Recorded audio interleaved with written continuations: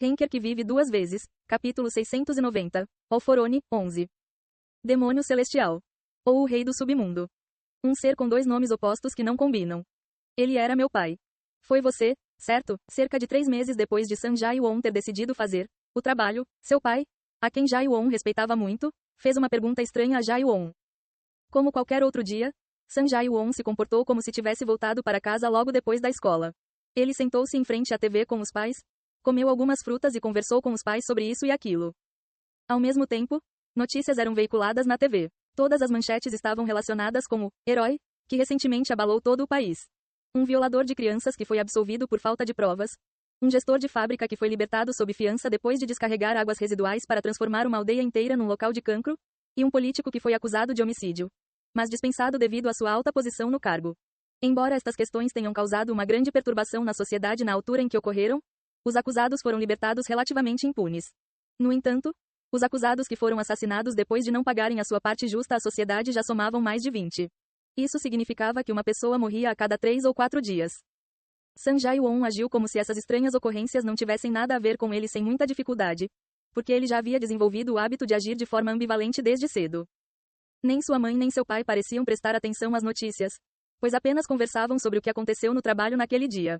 Então, de repente, o pai de Jae-won olhou para Jae-won e fez a pergunta. Foi dito de forma lúdica, como um pai imaturo que queria brincar com seu filho indiferente e ingênuo. Não parecia grande coisa.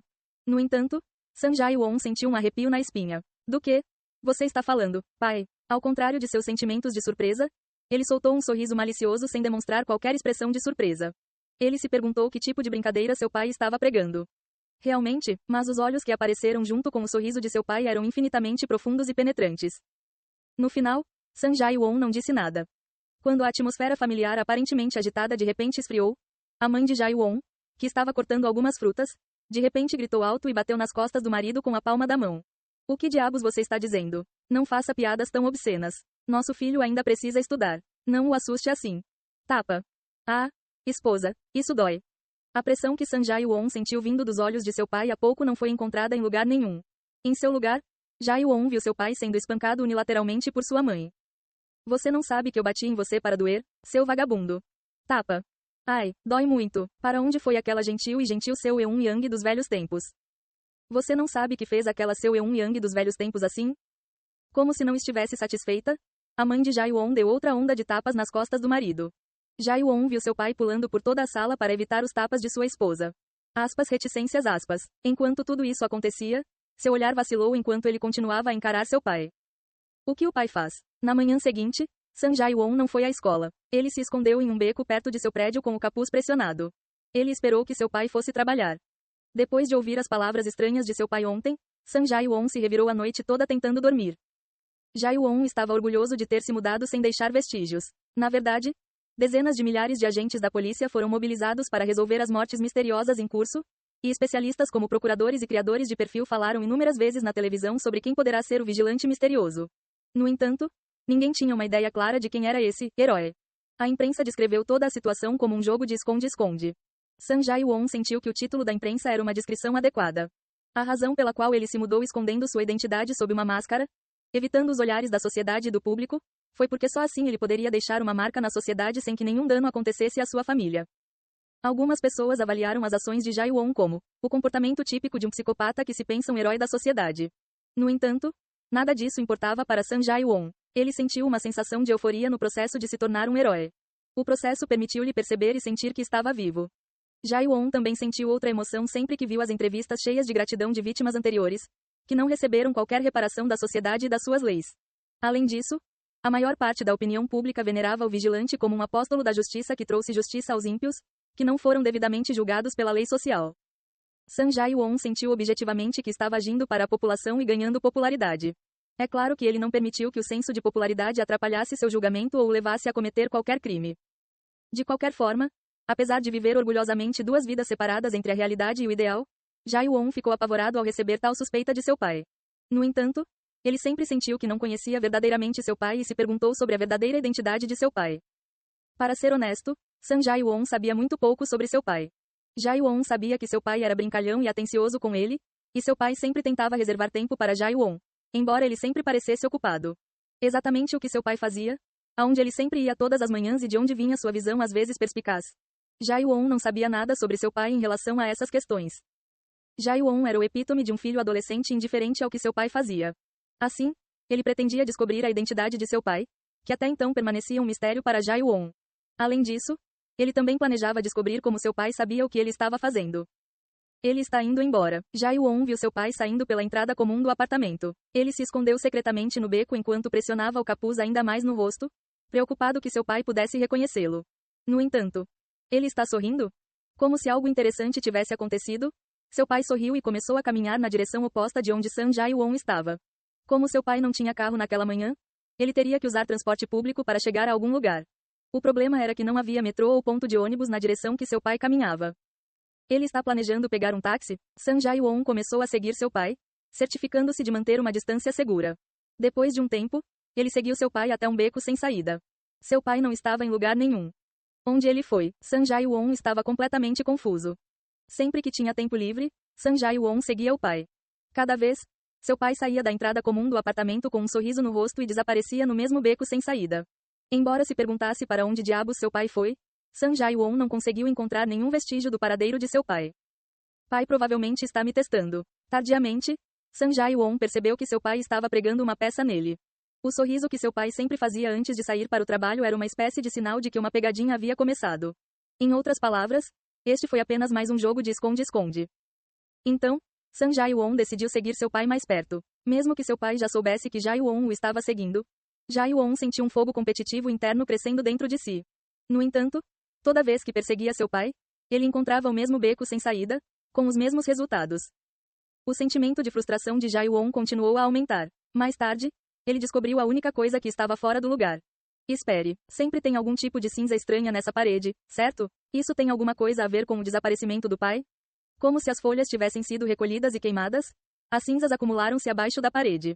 Até agora, Jae-won havia ignorado esse detalhe como se não fosse nada especial, mas reconheceu tardiamente que a cinza pode conter algum significado e segredo oculto. Assim, Jae-won se curvou e tocou a pilha de cinzas com a mão. Ele sentiu sua visão girar e ficou inconsciente. Os arredores de Sun Jae-won eram barulhentos. Sentindo-se tonto, ele forçou os olhos a abrirem enquanto mal segurava o estômago enjoado. Ele aparentemente estava sofrendo de grave enjoo. E o que ele viu foi um grupo de estrangeiros olhando para ele com uma curiosidade nos olhos. Eles pareciam ser uma família numerosa. Um casal de idosos e 6 filhos conversavam constantemente sobre alguma coisa. O que você está dizendo? Sun Jae-won não sabia do que diabos eles estavam falando. Ele nunca contou à família, mas Jae-won já se interessou muito por idiomas.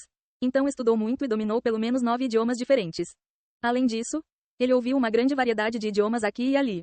No entanto, Jae-won não só não conseguia entender o que os membros da família diziam, como também não conseguia sequer reconhecer a língua que falavam. Além disso, o cabelo verde avermelhado natural e os olhos de cor verdejante, que não pareciam ter sido tingidos ou produzidos artificialmente, não se pareciam com os de nenhum povo da Terra. Tudo isso fez com que Jae-won se sentisse estranhamente inseguro. Além disso, eles tinham um fedor terrível. Talvez fosse porque não se lavavam direito há alguns dias, visto que seus rostos estavam cobertos de poeira, cheios de rugas e cheios de manchas escuras. Sun Jae-won ergueu a parte superior do corpo, tentando descobrir onde estava. Ele não sabia se esses viajantes o resgataram acidentalmente do beco ou se ele foi sequestrado. Independentemente disso, Jae-won pretendia descobrir o que aconteceu. No entanto, Sun Jae-won logo enfrentou o momento mais confuso de sua jovem vida. O que é isso? O lugar onde ele estava deitado parecia um estábulo ou um chiqueiro. Um lugar que era difícil de considerar como um lar. Através de um buraco aberto sem janela, Jae-won viu um céu vermelho sangue. Eu cheguei a um lugar diferente da Terra. Um mês inteiro se passou desde que Sun Jae-won foi resgatado pela estranha família de estrangeiros. Pelo menos essa foi a conclusão a que ele chegou. Caramba, em que tipo de mundo fictício bagunçado eu acabei? Que tipo de mundo é esse? Jae-won achou difícil entender o que havia acontecido com ele. Ele estava tentando seguir seu pai, mas de repente caiu em um mundo estranho onde não conseguia nem se comunicar com seus habitantes. No entanto, enquanto aprendia a língua e os costumes desta nova área com a ajuda de um senhor mais velho chamado Gel, e da sua família, Jae-won não teve escolha senão aceitar o facto de estar num mundo completamente diferente da Terra. Tudo aqui era drasticamente diferente da Terra moderna. Existiam nobres e reis governavam a Terra. Era uma sociedade baseada em classes que se parecia com a era medieval passada da Terra. Se simplesmente nos concentrássemos neste ponto, poderíamos concluir que chegamos ao passado. Mas este lugar era muito diferente da Terra. Deuses existiam. Não era apenas um reino de crença em um Deus. Deus existiu verdadeiramente. Seres que supervisionavam todos os mistérios do mundo. Faziam milagres em momentos determinados, mostravam sua dignidade aos habitantes e recebiam homenagens. Será que cobra tributos como preço para proteger a terra onde os humanos habitam? Abençoando o crescimento das culturas cultivadas e concedendo proteção para que a civilização possa florescer? Sun Jae-won não conseguia compreender como ou por que um deus faria tais coisas na esperança de uma recompensa. No entanto, uma vez que ele aceitou isso como o bom senso deste mundo, ele não se deteve mais no assunto. Talvez os deuses de que falavam se referissem a um ser humano mutante com poderes anormais. O que Sun Jae-won realmente queria saber era o que seu pai estava fazendo e o que ele estava tentando mostrar a ele. Tenho certeza de que estou aqui por causa do pai. Ele deve querer me mostrar alguma coisa. Mas o que diabos ele está pensando? Sun Jae-won já havia assumido que seu pai era uma existência além do que ele presumia anteriormente. Talvez a existência do Deus, de que as pessoas aqui falavam fosse seu pai, ou alguém parente dele.